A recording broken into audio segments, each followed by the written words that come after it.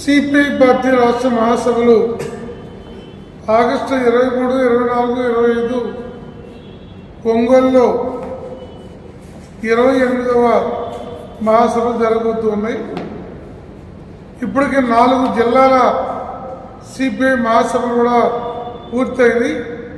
ఈలోగా అన్ని జిల్లాల మహాసభలు పార్టీ శతవార్షికోత్సవాలు కలిపి దేశంలో భారత కమ్యూనిస్ట్ పార్టీ ఈ శతవార్షికోత్సవాల సందర్భంగా ప్రజలతో మళ్ళా తన సంబంధాలని మరింత బలోపేతం చేసుకోవడానికి ఈ సందర్భంగా ఈ మహాసభల వేదిక ప్రయత్నం చేస్తుంది.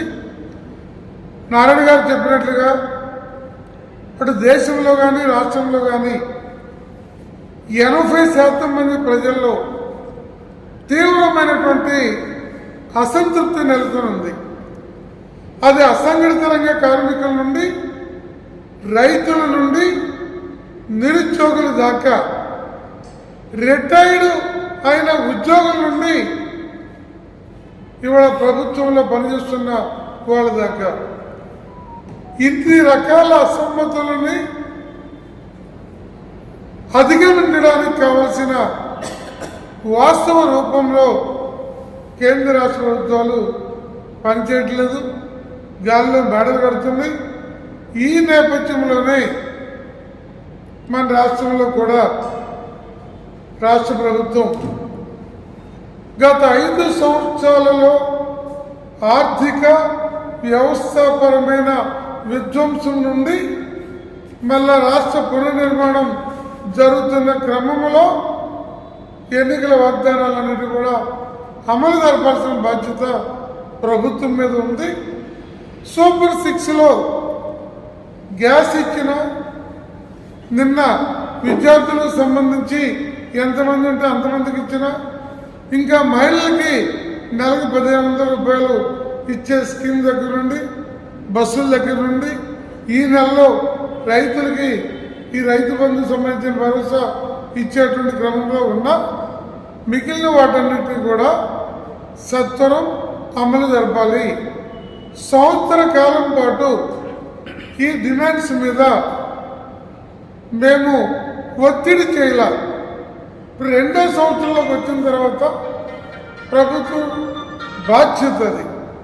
దాంతోపాటు అమరావతి రాజధానిలో ఉన్నటువంటి 29,000 మంది రైతులు భూములు ఇచ్చిన వాళ్ళకి ఆ రిటర్నబుల్ ప్లాట్స్ సంబంధించి రోడ్లు కానీ, డ్రైనేజీ కానీ, ఎలక్ట్రిసిటీ కానీ మెరకేసి డెవలప్ చేయాల్సింది కానీ ఇంతవరకు ఆ వైపున పనులు మొదలు కాలేదు.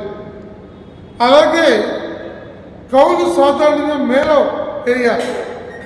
మే అయిపోయింది, జూన్ అయిపోతుంది, ఇంతవరకు దానికి సంబంధించిన ప్రాసెస్ మొదలు కాల. అంటే మరో 2 నెలలు పడుతుందని రైతులు తీవ్ర ఆందోళనలో ఉన్నారు. ఇది పిల్లలకి అడ్మిషన్స్ టైము.